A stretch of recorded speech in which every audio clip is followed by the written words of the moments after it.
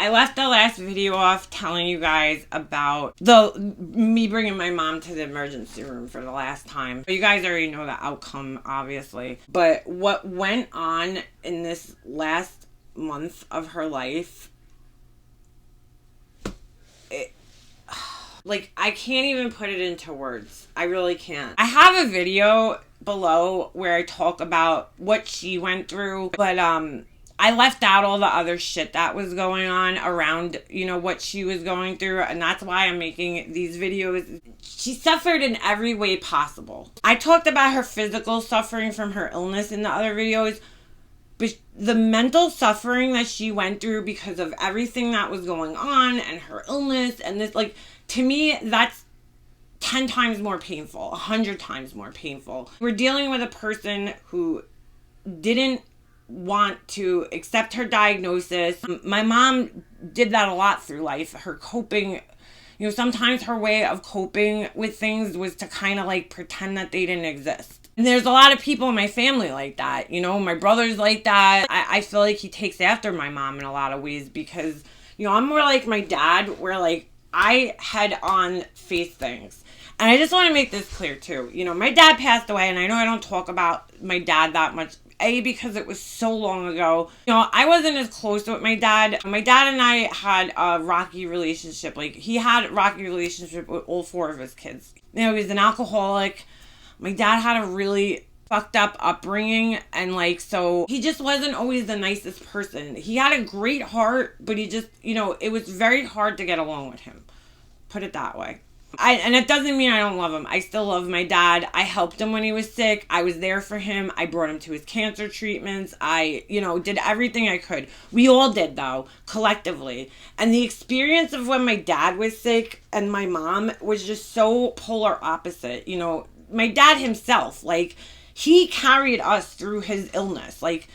My respect for him after he died just went up. Because the way he handled his illness and the way he handled us and the way he got us through it, he was the one suffering, but he made it easier on all of us. He sat us down. He had those talks. He told my brother, one thing that I know he told my brother, because my dad sat us down individually in the hospital and had talks with us. He had to talk with my brother, he had to talk with me, and he had to talk with my mom, all separately, before he died, because he knew he was dying. So he fucking manned up. This was when he decided to go on hospice. He pulled everybody aside and he talked to them, and he knew it was coming. And I mean, the amount of level of admiration and respect for the way he handled things during that time, I can't even. It changed my whole opinion about my dad. Throughout my life, I always looked at him negatively, but the way he handled him dying and just everything, he just died a man who fucking took care of his family. He took care of us when he was the one who was in the bad spot. He was worried about us. So it's my dad, I remember, sat me down, and he was he sat my brother down, and I'll never forget this. He told my brother, you need to be the man of the house now. I'm not going to be around anymore. You need to take care of Leanna and your mother. And promise me that you'll do that.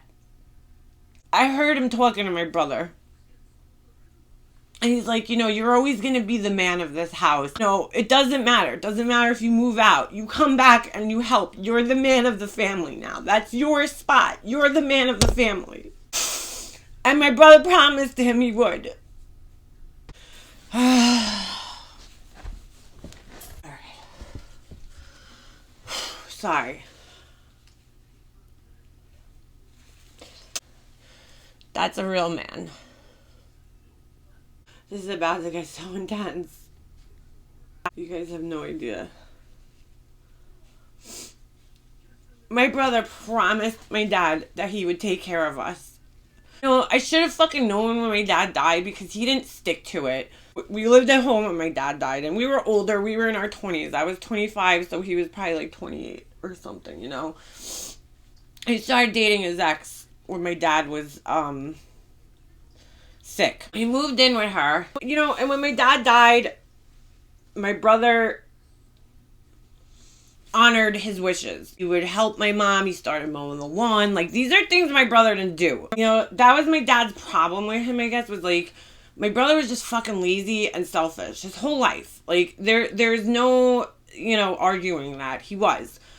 My dad used to just look at him like a little pussy. Like, you know, my dad just always looked down on him because my brother was a lazy piece of shit. You know, my dad used to call him ungrateful, lazy, all these fucking names that are abusive. But, you know what? My brother proved him right. That's all he did, was prove him right, in my eyes. Then when he first moved out with his ex, they moved into this apartment that was like, you know, maybe like 10 minutes away from my mom's house, if even, you know. When he first moved out, he would come back and mow the lawn, but I knew it wasn't going to last long. A couple of months into it, him, you know, moving into his new place, you know, he started making excuses to my mom. I got my own things to do. I gotta do my laundry. I gotta do this. I gotta do that. Like, him and his ex, every Friday night they did laundry. It was laundry night. And, like, they would not break it for nothing. It didn't matter if it was your birthday, you had a fucking baby. Didn't matter. They had to do their routine, and everybody had to revolve around their routine. My brother's always had a tendency to date controlling women. His ex was an evil. That's the difference. There's people who control other people in a sense, but they're not evil. This girl wasn't evil. I mean, she did cheat on him with her fucking boss for 2 years, but, like, she would never want to hurt other people just to hurt them. Like, you know what I'm saying? I don't know. It sounds fucked up. This girl I was with now, she's evil. She intentionally wants to fucking hurt people and fuck with people. You'll see as time goes on, as I get deeper in this story, you'll see how bad it gets. What I've told you guys so far about it is nothing compared to what happens in the future. So my brother started making excuses, and then he didn't come around, and it was like, that's how, like, it became me. My mom used to call me the son she never had. If my dad was around and my dad could see it, I really do think that my dad would be like, wow, you're a fucking piece of shit. I was right all those years. I don't know why I even told you guys that part of the story. But because, like, be a fucking man. You know, at this point in time in your life, you need to tell your fucking wife, my mom is sick, my sister needs help, dude. Okay? Instead of just leaving everything on my back to do. People don't realize this. Yes, my brother was selfish and lazy. When it came to my mom, though, and serious shit, he was there. So if it was something serious, like somebody being in the hospital or whatever, he would be there. Then he would drop what he's doing, you know? So to see him now in this not really giving a fuck role, it was very, like, hard for me because when my dad was sick, we all came together. You know, my dad, like I said, carried us through his illness, and here we are now. I'm, like, just alone. I'm still mourning the loss and grieving the loss of my brother because it is a loss, and I did have to grieve it. I had to grieve the old Steven, except this new douchebag that came along. And now I'm going through something serious, and I really, really in my head thought, you know, if something like this should happen one day, he would put the bullshit aside and just be there for us. Back to the story. So it's the next day now after I bring my mom to the emergency room. I got a couple of hours of sleep in. It was like probably around like 11 o'clock. I got a call from my brother. I tried calling my mom. She didn't answer. And then I didn't want to keep calling because I didn't want to, like, wake her up because I was like, if they finally got her sleeping, I'm assuming that she's asleep. So I'm like, I don't want to call her and wake her up. Like, don't bother her. So I felt like I wanted to tell my brother because I was like, she didn't sleep for fucking days. Somehow him and I get in touch. I don't remember if he called me or I called him, whatever. Here he is, like, 12 o'clock the next day. Finally fucking like, oh, what's going on, Mom? Because he can't say mommy. So he's like, oh, what happened? And this, that. I said, I don't know. I don't know where she is. I don't know what's going on. You know, I'm calling. I think I called him. I can't get in touch with him. He says, I'm going to go down during my lunch break. My brother works, like, 2 miles from the hospital. Not even. Probably less than a mile. He says he's going on his lunch break. And I'm like, yeah, all right, go, you know, because I want to know what's going on. I was calling the emergency room desk. Nobody's, like, telling me because they can't violate HIPAA laws. Meanwhile, I'm on all my mom's paperwork as everything, like emergency contact. But I understand. They can't do that over the phone. I would have had to come down in person. And then my mom would have had to verify that it's me and whatever. I hung out for a little bit. I figured let him go there. He'll see what's going on. And then I'll catch up later, you know? I don't think I made it back to the hospital until a little, like, that evening. I don't remember why. I don't remember what was going on. I think she was just sleeping and I wanted her to sleep. She was in this different unit now. They moved her out of like the main emergency room and they put her in this other, unit where she had her own room and whatever. So I finally get dressed. I get down to the hospital and she was in the room when I got there. That's right. They were coming to take her for a test. The nurse comes in, or the doctor, I forget. I think it was a nurse. And she's like, somebody needs to go pick up this disc of her scan of the MRI that she got from the lab, which was in, close to my house.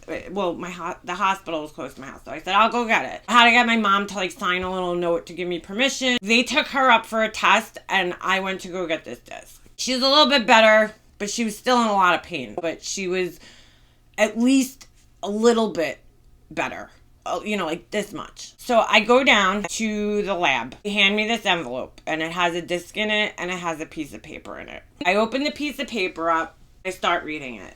It's written in this medical doctor language with all these fancy medical terms that I don't really understand, but I got the gist of what it was. And basically what I read was that my mom had a mass, I don't know, that big, on her sacrum, it's called.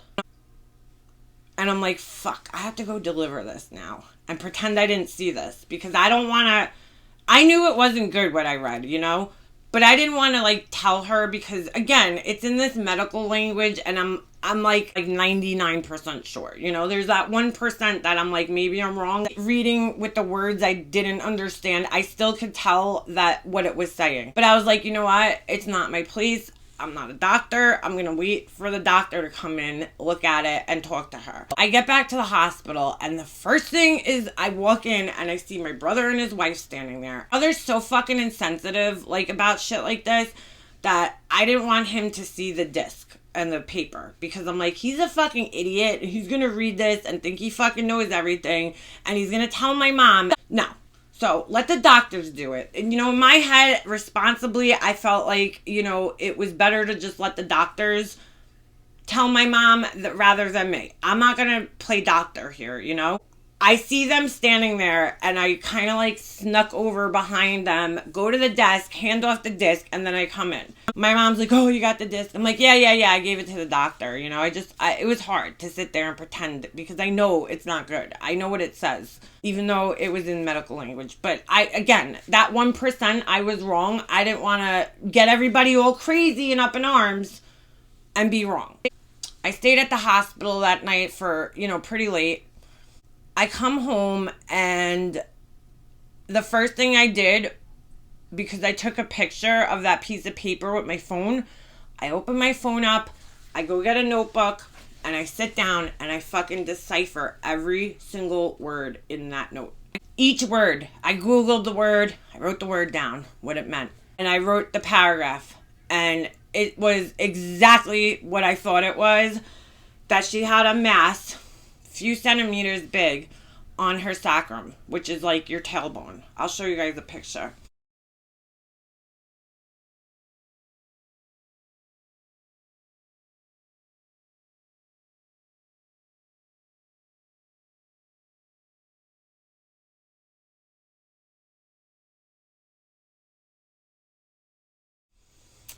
The mass was cancer. This mass was pushing against her spine, the spinal sac, and compressing all the nerves in her legs that went down to her legs. So, her sciatic nerve and all this other shit. So when she said sciatica, she wasn't that far off, but it wasn't sciatica that was causing the pain. It was this mass pushing down on her sciatic nerve. And that's why she was feeling so much pain.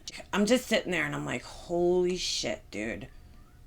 This is not good. This is as bad as it gets, And I'm like, oh my God, I don't even know what to do with this. I felt like I just needed to talk to somebody. This is late at night. It's almost 11, 12 o'clock. My husband's in bed. My brother's obviously not really a source that I could go to. I was like, you know what?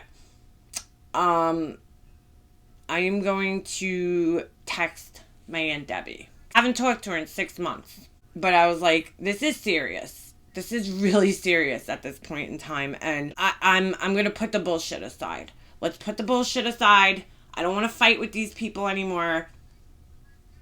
I'm just going to text her and apologize. I pick up my phone and I'm like, hey, listen, I'm sorry about the letter I wrote to you, but, my mom's in the hospital. I don't remember my exact words, but I'm paraphrasing, but it was, something along these lines. I was like, my mom's in the hospital. It's not looking good, and we should really be there for her as a team. My Aunt Debbie finally texted me back. She's like, it's all right. I'm so worried about her. She tells me that when they went on that trip, she knew, something was off. My mom didn't look well. Really bad. She was really, really worried. Meanwhile, I thinking back now, I'm like, wow, you were so worried that you did nothing because we didn't see you again after that. So I guess you weren't that worried. I said, please don't say anything. But I went, I explained to her the whole story, how to go pick up the disc, the MRI, yada, yada, yada. And I told her what was going on. Please don't say anything, I'm like, I'm really worried. She's like, oh, I won't say anything. That's good. And then she kind of just cut me off. She's like, all right, well, it's late. I got to go to bed. So I'm like, whatever. Yeah, go to bed. It was late. It was 11:30. I'm going to stop this one here and I'm going to come back in the next one.